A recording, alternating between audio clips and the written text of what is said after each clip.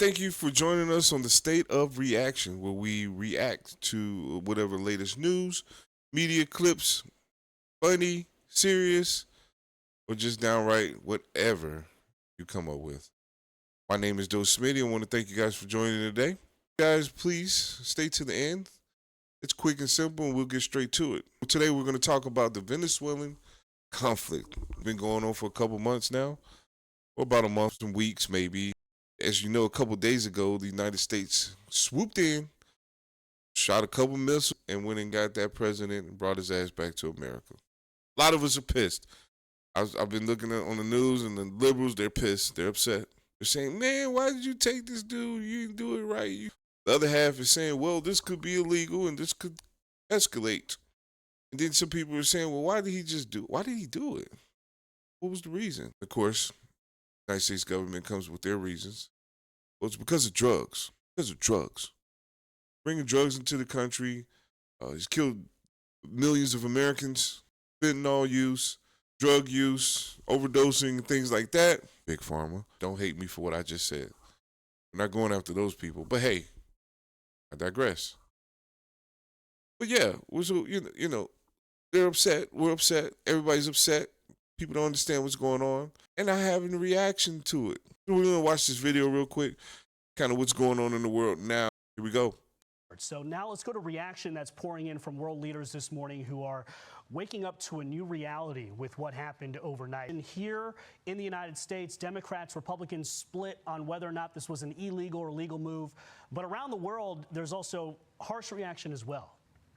Hey, Brian, that's right. Well, this morning, the UN Secretary General released a statement saying he is deeply concerned that international law may not have been respected. As you mentioned, global leaders are watching as all of this unfolds to see what comes next for Venezuela and U.S. foreign policy in Europe. Antonio Costa, and he said he was following the developments with, quote, great concern, urging de-escalation and respect of international law. Some Latin American countries are also making similar calls. Mexico's President Claudia Sheinbaum reposted the official statement of her country's Ministry of Foreign Affairs, which condemned the strikes as a violation of the United Nations and called for dialogue, not force. U.S. adversaries are also weighing in. Russia's Ministry of Foreign Affairs writing in part on X, quote, the pretext used to justify these actions are untenable. Russia has an issue with going in someone's country? Affirms its solidarity with the Venezuelan people. Iran and its supreme leader, Ayatollah Ali Khamenei. Iran has an issue? Stop. Done. I don't want. I'm done. Of conflict with the U.S. Well, he has rattled off a series of posts this morning about the strike, including one which says in part, quote, what's important is when one realizes an enemy wants to force something on one's government or nation with false claims, they must stand firmly against the enemy. But there are also voices of support. Tina's president, a strong ally of President Trump, wrote, quote, freedom advances. Long live freedom. And in the UK, reform leader and staunch Trump ally Nigel Farage, he questioned the legality of the attack, but said it may lead to a favorable outcome. UK Prime Minister Keir Starmer had a reserved take, saying he wanted to make it clear that the UK was not involved in these strikes, and he believes everyone should uphold international law. He also added that he wants to speak to President Trump and other UK allies. There you go, people. There you go. These are the leaders have an issue with the U.S. doing what they did. I'll get into what I believe.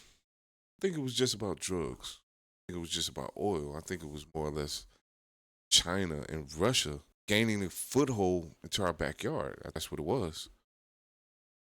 It's a military strategic move. Think about it. If you have Maduro, because the country is in such turmoil, financial turmoil, what does a person do when they're financially starving? They're hungry, something to help their country move along. People don't like you. And if you're not a leader, they want you out, you become a dictator. And what you can and can't do. You have a nice big old military surrounding you, kind of do what you want to do. he started making deals with China and Russia and Iran. They're saying, okay, well, China's like, hey, we can move in, push the BRICS movement, and also we can put some military or some installations on your island because you need money, and we got a lot of it. Russia's like, yeah, you need other things, then we got a lot of it too. Let's be friends. You guys are right around the corner from America, right? Wouldn't we like to get there? America was like, nah, buddy, ain't pulling up over here. You're not pulling up over here. You're not going to set shop up over here. But that's what happened. They prevented a strategic military situation happening in that country. Maduro hates America, absolutely hates America. He will let anyone in if he has to. The case of, we ain't going to play that. You need to chill. He went too far. Venezuela has been going on for years.